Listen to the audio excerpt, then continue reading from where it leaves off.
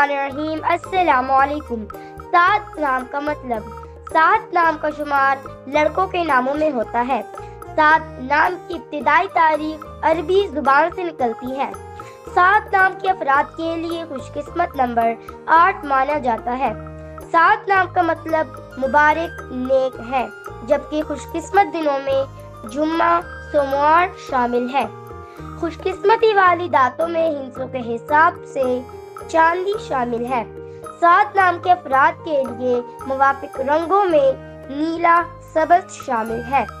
सात नाम के अफराद के लिए मुवाफिक पत्रों में मुरक्कत शामिल है।